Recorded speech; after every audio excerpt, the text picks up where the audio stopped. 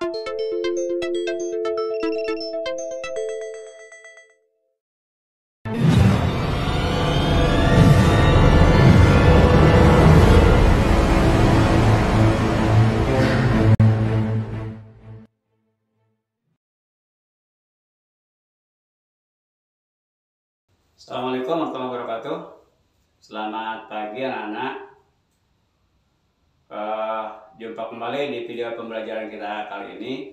Dan di video kali ini saya akan menyampaikan materi tema 7 tentang kepemimpinan dan memasuki subtema yang kedua, yaitu pemimpin idolaku.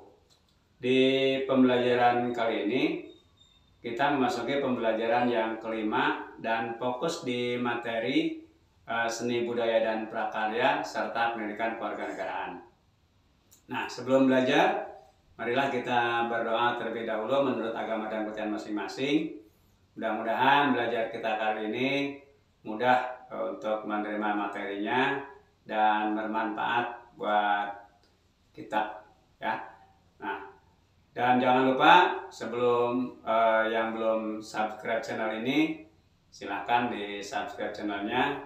Dan kalau ada komentar silahkan ditulis di kolom komentar. Serta aktifkan tombol loncengnya agar kalian bisa menerima notifikasi ketika saya menyampaikan atau membuat materi-materi berikutnya. Selamat mengikuti. Ya, memasuki tema ke-7 tentang kepemimpinan. Kali ini kita membahas subtema yang kedua, yaitu tentang pemimpin idolaku. Di pertemuan kita masuk ke pembelajaran yang kelima, mempelajari seni budaya dan prakarya serta pendidikan dan kewarganegaraan. Di pembelajaran ini kita akan membahas tentang unsur-unsur tari. Ada beberapa unsur tari yang yang perlu kalian ketahui, diantaranya satu adalah gerak, kemudian yang kedua iringan tari, kemudian properti tari, busana atau kostum. Unsur yang kelima adalah tata rias, unsur yang keenam adalah pola lantai, dan yang terakhir adalah panggung atau tata pentas. Marilah kita bahas satu persatu. Gerakan tari. Gerakan tari dilakukan anggota tubuh seperti kepala, tangan, kaki, dan badan. Fungsi gerak tari adalah mengekspresikan dan mengungkapkan maksud tema tari tersebut. Gerakan tari terdiri dari gerak maknawi dan gerak murni. Apa itu gerak maknawi?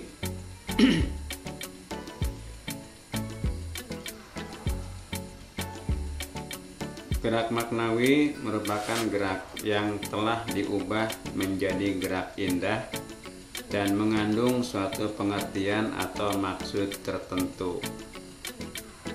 Adapun gerak murni ialah gerak yang hanya mementingkan faktor keindahan gerak saja. Gerak murni tidak dimaksudkan untuk menggambarkan sesuatu atau tidak mengandung suatu arti. Itulah yang dimaksud dengan gerak murni. Yang kedua adalah iringan tari.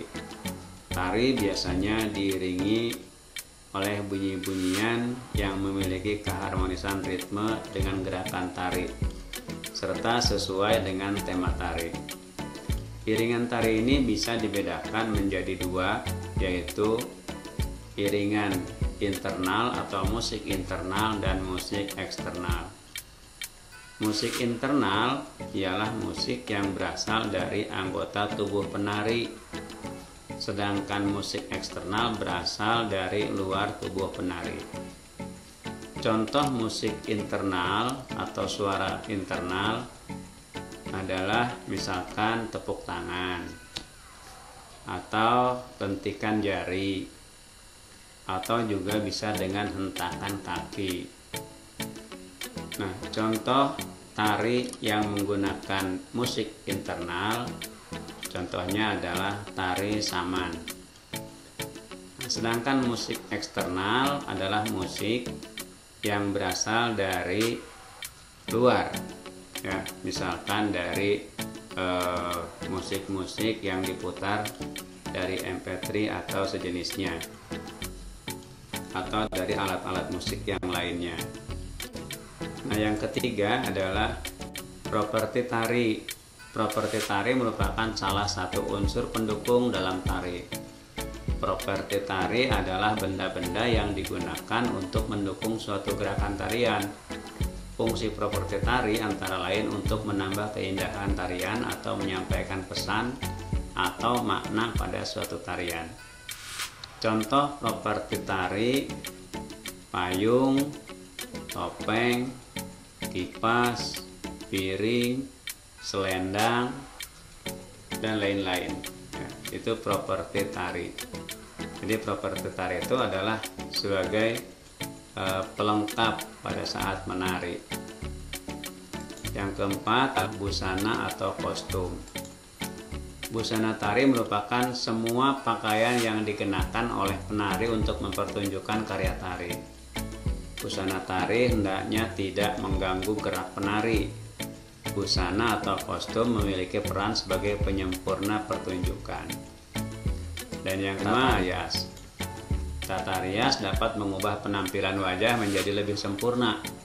Tata rias di dalam tari tidak hanya bertujuan untuk menyempurnakan penampilan. Tata rias juga memiliki fungsi untuk menunjukkan perwatakan atau karakter penari. Yang keenam adalah pola. Pola lantai dalam tari adalah susunan atau aturan penari serta arah pergerakan penari di atas panggung. Penari akan membentuk formasi tertentu dan bergerak berpindah tempat. Fungsi pola lantai adalah untuk membuat penampilan tari lebih indah dan menarik. Pola lantai dalam tarian bermacam-macam, antara lain pola vertikal. Pola vertikal itu maju mundur penari, ya, gerak maju mundur. Sedangkan horizontal adalah gerak dari kiri ke kanan atau kanan ke kiri, bergerak menyamping. Sedangkan diagonal adalah menyerong dan melingkar. Nah, yang ketujuh adalah tata pentas atau panggung. Setelah semua unsur terpenuhi, diperlukan tempat untuk tarian. Tempat pertunjukan ditata agar mendukung pertunjukan tari. Tata pentas juga dapat membantu penciptaan suasana terkait dengan konsep tari. Pertunjukan dapat dilakukan di tempat terbuka maupun di tempat tertutup. Di tempat tertutup biasanya hanya bisa dilihat dari satu arah saja, ya, misalkan dari depan. Sedangkan panggung yang berada di tempat terbuka atau di luar ruangan itu bisa dilihat dari berbagai arah, bisa dilihat dari depan, bisa dilihat dari samping, atau bisa dilihat dari belakang. Nah, itulah unsur-unsur dalam tari, ya. Nah, kemudian di pembelajaran pendidikan kewarganegaraan kita masih membahas tentang sila yang keempat, yaitu tentang kerakyatan yang dipimpin oleh hikmat kebijaksanaan dalam permusyawaratan. Kita masih menekankan dalam kegiatan musyawarah. Nah, contoh-contoh kegiatan yang mencerminkan semangat bermusyawarah antara lain mengatasi dan memecahkan masalah dengan musyawarah untuk mufakat. Yang kedua, saling menghargai perbedaan masing-masing pihak yang bermusyawarah.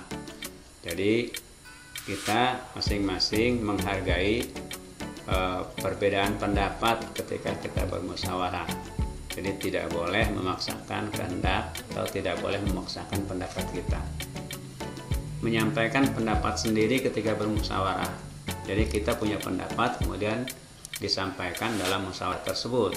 Nah, dan yang keempat, contoh kegiatan yang mencerminkan semangat musyawarah adalah melaksanakan hasil keputusan musyawarah meskipun berbeda dengan pendapat kita.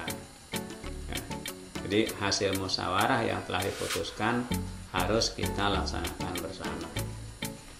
Ya, itulah materi pembahasan kali ini. Mudah-mudahan bermanfaat.